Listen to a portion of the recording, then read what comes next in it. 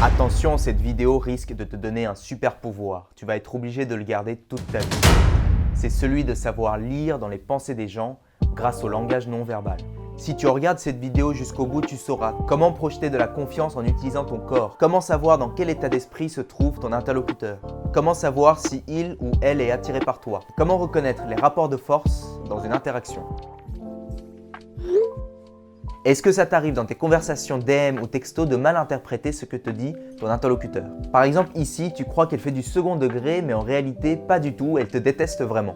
Sans les expressions du visage et du langage corporel, c'est beaucoup plus difficile d'interpréter les intentions de ton interlocuteur. Et c'est d'ailleurs pour répondre à ce problème que les emojis avaient été inventés au départ. Donc le langage corporel, il est essentiel dans plein de domaines. Dans les relations sociales pour agir avec confiance et énergie, comprendre ce que ressentent les autres. Dans les relations amoureuses pour séduire et savoir si il ou elle est attiré par toi, dans le travail pour instaurer un climat de confiance ou même prendre l'ascendant, au quotidien en utilisant la physiologie pour ton bien-être personnel.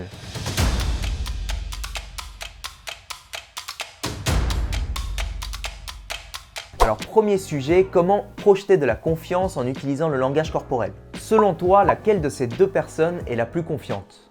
Premier principe très important qui se dégage, c'est regarde à quel point son corps est ouvert ou fermé. Si ton interlocuteur a les bras croisés, il y a de grandes chances qu'il soit sur la défensive, que la situation est inconfortable pour elle. Si quelqu'un est sur le point de te frapper, tu fermerais ton corps pour protéger tes organes. Voici une liste de fermetures de corps qui te font paraître moins confiant. Éviter le contact visuel, croiser les bras, avoir les poings fermés, se tenir loin de la personne, parler avec une faible intonation et avoir le dos courbé. Lorsque les gens commencent à se sentir plus à l'aise dans une interaction, ils auront tendance à passer d'une position plus défensive à une position plus ouverte et détendue. Un corps ouvert montre que la personne est calme et confiante. Donc pour paraître plus confiant, ouvre tes jambes, ouvre tes bras, ne les croise pas, ne les mets pas dans tes poches, ne les cache pas. Montre la paume de tes mains. Tiens-toi droit, le dos droit, bombe ton torse. Ça montre que tu n'as pas peur. Une personne qui est fière se tient droit et n'a pas peur d'exposer son torse. Garde le visage droit, un visage pas trop haut pour ne pas avoir l'air trop arrogant et pas trop bas car tu montrerais un peu de soumission. Regarde ton interlocuteur droit dans les yeux. En général, garde le contact visuel jusqu'à ce que ton interlocuteur regarde ailleurs. À ce moment-là, tu peux toi aussi regarder ailleurs et reprendre le contact visuel juste après. Ralentis tes mouvements. Quelqu'un de confiant se déplace lentement, y compris les mouvements de sa tête. Et enfin, sourire te permet de montrer de la confiance. Deuxième sujet, comment reconnaître l'état d'esprit de ton interlocuteur? Ton interlocuteur gesticule, tape des doigts, tremble des jambes. Ça montre qu'il est nerveux. Ton interlocuteur se frotte la main sur la nuque comme ça. Alors souvent, elle ressent de l'hostilité, de la crainte ou de la frustration. Tu le vois très bien chez les chiens, quand un chien est confronté à une situation hostile, ses poils dans le bas du dos vont commencer à se hérisser. Pour les humains, cette réaction se fait au niveau de la nuque. Quand une personne se frotte le menton comme ça veut souvent dire que soit elle n'est pas convaincue, soit elle n'aime pas ce qu'elle entend. Quand une personne se couvre la bouche comme ça, elle est probablement en train de mentir. Et maintenant, un élément essentiel, le regard. Est-ce que tu savais que 90% des regards dans une interaction sociale se posent entre les deux yeux et la bouche? Dans ce cas-là, c'est une relation sociale simple. Mais quand la personne te regarde entre les deux yeux et le front, ça signifie que tu es dans une interaction plutôt sérieuse, peut-être avec des enjeux importants ou un rapport de force pour dominer l'autre. Si la personne te regarde entre les deux yeux et beaucoup plus bas vers le buste, il y a probablement une attirance qui se passe et une interaction qui peut devenir plutôt intime. Attends, on arrête 2 secondes. Il faut absolument que tu me suives sur Instagram, Vivre Mieux Off. C'est là que je partage mes stories au quotidien et c'est aussi là que tu vas pouvoir me poser des questions par DM. Alors abonne-toi. Et bien sûr, n'oublie pas de t'abonner sur la chaîne YouTube et d'activer les notifications. Troisième sujet, le langage corporel de la séduction. Voici une très grande liste de comportements pour savoir si une personne ressent de l'attirance pour toi. Alors d'abord le regard. Quand tu regardes la personne dans les yeux, la personne fuit ton regard vers le bas et non sur le côté. Elle soutient ton regard de manière prolongée. Si ses pupilles sont plus dilatées que d'habitude, c'est un signe qu'elle est peut-être en train de ressentir des émotions fortes. Maintenant, la position de son corps. De manière générale, son corps est orienté vers toi. Regarde ses pieds. Si ses pieds sont orientés vers toi, c'est qu'elle est intéressée pour continuer l'interaction avec toi. La personne te touche le bras tout en te parlant.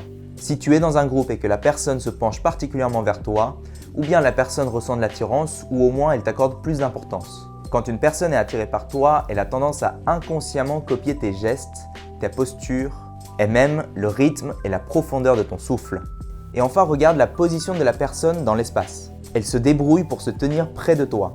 Elle reste toujours à côté de toi, même quand tu pars et que tu reviens, elle est au même endroit et elle t'attend. Elle ne recule pas quand tu t'approches d'elle. En revanche, ces signaux inverses montrent que la personne n'est probablement pas attirée par toi. Son corps est fermé.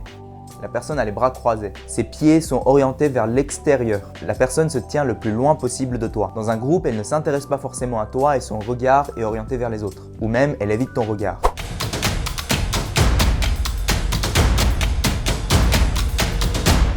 Et enfin, on arrive à la dernière partie, le langage corporel du pouvoir et de la domination. On voit ces dynamiques assez régulièrement chez les politiciens. En voici quelques points principaux. Celui qui est dominant occupe toujours un maximum d'espace dans la salle dans laquelle il se trouve. Plus tu utilises l'espace, plus tu montres que tu es confiant et en contrôle de l'espace dans lequel tu te trouves. D'ailleurs, cette personne se mettra toujours au centre de la salle. Celui qui est dominant a tendance à faire les plus grands gestes possibles, les plus amples. Est-ce que tu vois cette posture de Superman ? Cette posture est appelée la power pose et on dit que maintenir cette position juste quelques secondes te donne de la confiance et une forte énergie. Ensuite, le toucher. Toucher l'autre donne une information sur le statut social. C'est ce qu'on voit chez les singes. Le mâle dominant a tendance à plus toucher les autres et les autres ont tendance à le laisser se faire toucher par le mâle dominant. Ça montre qu'on n'a pas peur d'empiéter sur l'espace de l'autre. Par exemple, en touchant l'épaule de l'autre de manière ferme. C'est aussi le cas de la poignée de main. Une poignée de main qui est ferme et qui est placée du haut vers le bas. Et de l'autre côté, un langage corporel de la soumission montre que je suis OK avec le fait que quelqu'un d'autre est au-dessus de moi. Tu vas accepter que l'autre en général prenne plus de place que toi. Tu vas chercher à prendre le moins de place possible, tu vas acquiescer, tu seras recroquevillé. Dans ce cas-là, tu auras les mains dans les poches ou alors les bras croisés. Tu auras peut-être les mains qui protègent tes organes et tu vas éviter le contact visuel. Un dernier point sur le sourire. Le sourire dans un rapport de force transmet le message à ton interlocuteur que tu n'es pas un danger pour lui. Quand ton rapport de force est en jeu, ça peut être interprété comme un signe de soumission, alors utilise-le à bon escient. Donc le langage corporel, quand on le décortique un peu, ça remonte à des expressions assez primaires, de tes instincts et de tes émotions. Alors attention, souvent un geste isolé ne veut pas dire grand-chose. Par exemple, une personne qui se gratte la tête, elle peut ou bien avoir la tête qui gratte, être confus ou être en train de réfléchir. Le langage non verbal doit se lire par cluster. Donc c'est l'ensemble du corps qui te transmet un message et non pas juste une partie du corps. Et fais attention à certaines personnes qui te disent qu'ils sont capables de lire précisément dans les pensées des gens, simplement en voyant la direction de l'œil, si l'œil va vers la droite, la gauche, le haut ou le bas.